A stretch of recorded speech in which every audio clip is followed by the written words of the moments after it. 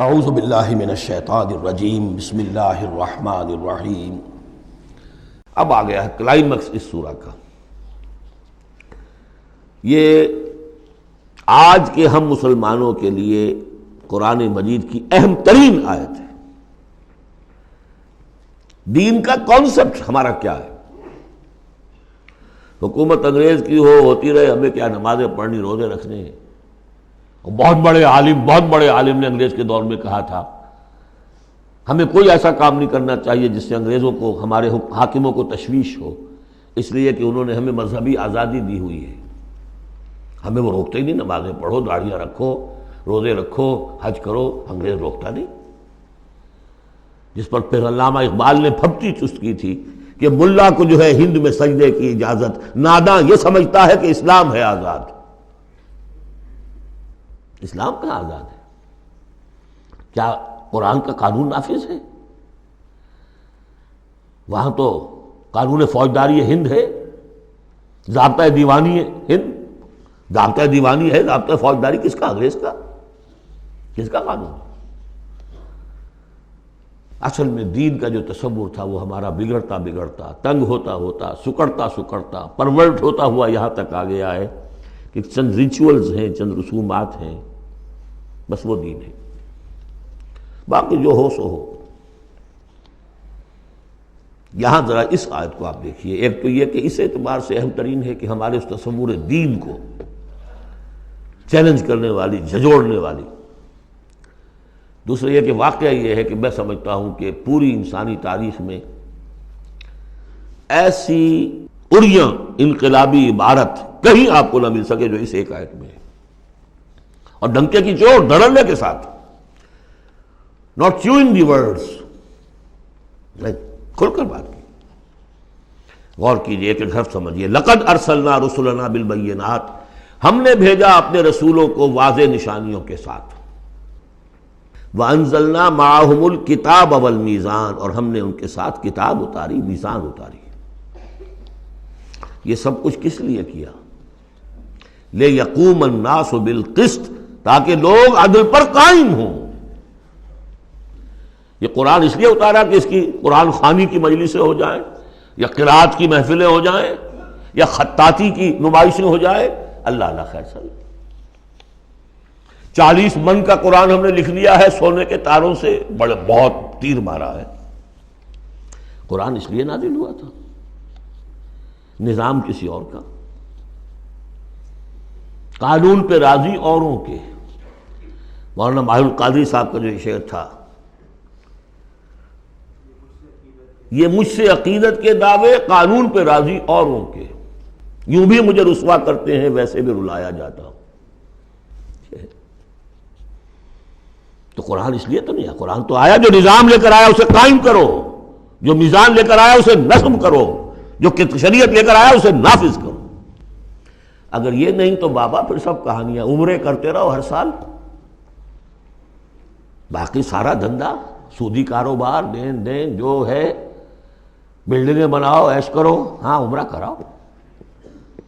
گنگا نہا آیا جیسے ہندو پاک ہو گیا، ایسے عمرہ جو ہے کرائے پاک صاف ہو گیا۔ یہ ہے آپ کا دین، آج کا دین۔ غور کر لیجیے اس کو، نظام عدل و قسط۔ پھر ذرا نوٹ کیجئے، اب تو چونکہ ہم ترجمہ قرآن کرتے ہوئے کہاں تک، آخر تک پہنچ گئے۔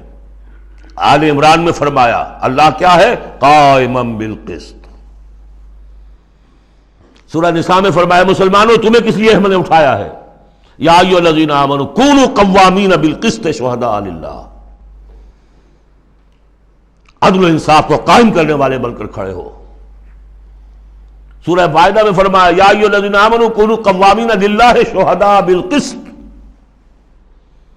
پھر سورہ شورى تو ابھی پڑھی ہم نے، زیادہ دور نہیں ہوئی، حضور سے کہا گیا کہ کہہ دو وَأُمِرْتُ لِأَعْدِلَ بَيْنَكُمْ، مجھے حکم ہوا ہے تمہارے مابین عدل قائم کروں،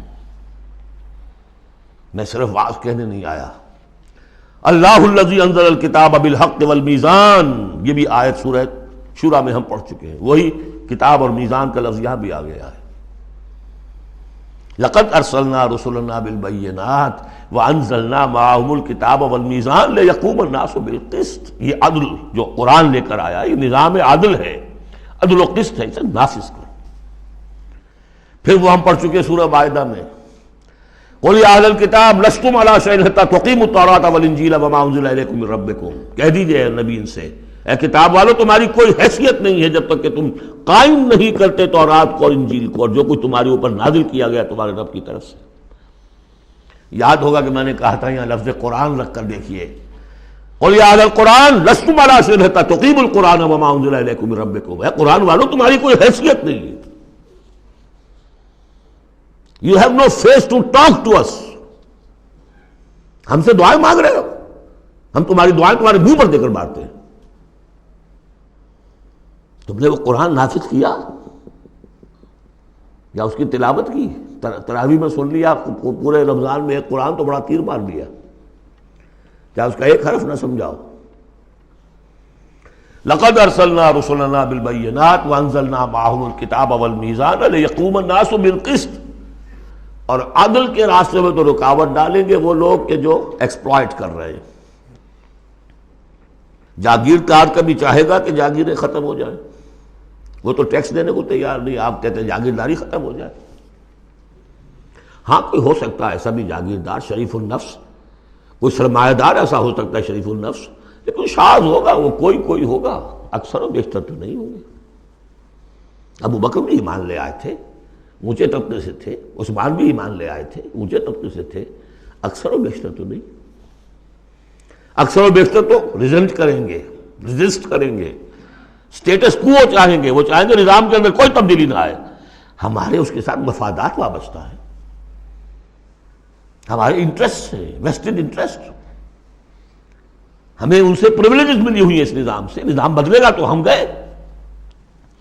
ایسے لوگوں کی سرکوبی کے لیے ہم نے لوہا بھی اتارا ہے. وَأَنزَلْنَا الْحَدِيدَ فِيهِ بَأْسٌ شَدِيدٌ. ہم نے لوہا بھی اتارا ہے. یہی ایک ہی آیت چل رہی ہے، دوسری آیت نہیں ہے یہ. اس لیے میں نے کہا تھا کہ اڑیاں ترین یہ عبارت ہے کہ انقلاب کے لیے کچھ سر کچلنے پڑتے ہیں ورنہ نہیں انقلابات ہوئے. اور اس میں کوئی ریگریٹس نہیں ہے، اس میں کوئی معذرت نہیں ہے. جب یہ لوگ کہتے ہیں کہ وار فار پیس، اگر یہ کہتے ہیں کہ دنیا میں ہیومن رائٹس کے لیے ہم حملہ کر رہے ہیں، کیا مطلب ہے؟ تمہارا اپنا ایک تصور ہے، عدل انسانی کا ایک تصور ہے، اس کے لیے تم طاقت بھی استعمال کر رہے ہو، لوگوں کا بہر گھیراؤ کر رہے ہو، انہیں آئسولیٹ کر رہے ہو، سینکشنز لگا رہے ہو. کیوں؟ کہ تمہاری مرضی کے مطابق نظام انہوں نے کیوں نہیں بنایا. تو اہل ایمان کو اللہ نے ایک نظام دیا ہے، وہ اللہ کا دیا ہوا نظام ہے، وہ عدل و قسط پر مبنی ہے. اس نظام کو قائم کرنے کے لیے وہ اگر طاقت بھی ہوگا تو استعمال کریں گے. ہاں طاقت نہیں ہے تو ٹھیک ہے، پڑے ہوئے اس میں یہ کہ طاقت فراہم کرو، دعوت دو، لوگ جمع ہوں، اس کے لیے تن من دھن لگانے کا عہد کریں، ان کی تربیت ہو.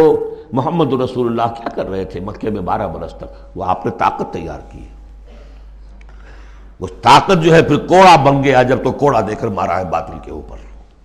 بل نقذف بالحق علی الباطل فیدمغہ، ہم باطل کے اوپر حق کو مارتے ہیں جو اس کا بھیجا نکال دیتا ہے.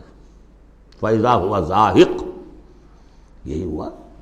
لیکن اس دوران میں، اس پروسیس میں اہل ایمان کو جانیں دینی پڑیں گی، تکلیفیں جھیلنی ہوں گی، گھر بار چھوڑنے ہوں گے، جان و مال کے نقصانات برداشت کرنے ہوں گے. یہ ہے انقلابی عمل.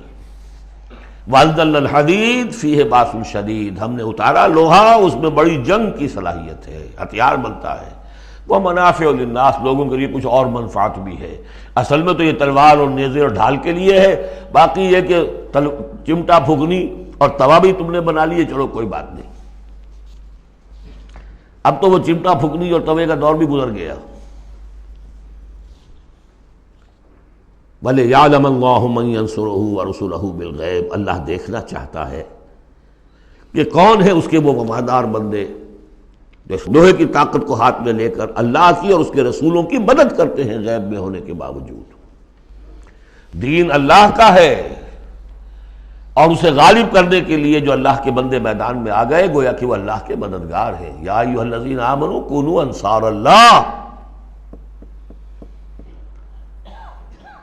اگرچہ دین نافذ کرنا اور قائم کرنا فرض منصبی محمد رسول اللہ کا ہے، هو الذی ارسل رسولہ بالہدی ودین الحق لیظہرہ علی الدین کلہ، جو ان کے انصار بن گئے، مددگار بن گئے، وہ اللہ کے مددگار، رسول کے مددگار۔ یہ مضمون جب آئے گا ابھی نکھر کر، اور اس ایک آیت کی شرح سمجھ لیجئے کہ جو سورہ صف میں آئے گی، اس لیے کہ یہ جو آیا ہے وہ یہ جمع کا صیغہ ہے، لقد ارسلنا رسلنا بالبینات، رسولوں کو بھیجا، اور تین چیزیں دے کر بھیجا، بینات، کتاب اور میزان۔ لقد ارسلنا رسلنا بالبینات ایک، وانزلنا معهم الکتاب نمبر 2، والمیزان نمبر 3، تاکہ عدل پر قائم ہو۔ حضور کے بارے میں اب آیت آئی، هو الذی ارسل رسولہ بالہدی ودین الحق، دو چیزیں دے کر بھیجا، تیسری نہیں۔ کیا مطلب؟ بینات اور الہدیٰ ایک ہو گئے ہیں، کتاب اور معجزہ ایک ہو گئے، یہ قرآن ہی معجزہ ہے محمد رسول اللہ صلی اللہ علیہ وسلم کا۔ ریڈیوس ہو کر تین چیزیں محمد کے معاملے میں صلی اللہ علیہ وسلم دو رہ گئی ہیں۔ الہدیٰ، اسی میں قانون ہے، کتاب ہے، اور یہی معجزہ ہے، محمد رسول اللہ کا معجزہ یہ ہے۔ ہاں، میزان مکمل ہو کر دین حق کی شکل اختیار کر چکی ہے، میزان عدل و قسط، اب دین حق۔ هو الذی ارسل رسولہ بالہدی ودین الحق لیظہرہ علی الدین کلہ ولو کرہ المشرکون۔ یہ سورہ صف کی مرکزی آیت ہے جو آگے آ جائے گی۔ لقد ارسلنا رسلنا بالبینات وانزلنا معهم الکتاب والمیزان لیقوم الناس بالقسط وانزلنا الحدید فیہ بأس شدید ومنافع للناس ولیعلم اللہ من ینصرہ ورسلہ بالغیب ان اللہ قوی عزیز۔ یہ سورہ مبارکہ جو ہے ایک اعتبار سے مضمون تدریجاً ترقی کرتا ہوا کلائمیکس پر پہنچ گیا ہے آیت نمبر 25 پر جو ہم نے پڑھ لی۔ صدق اللہ العظیم۔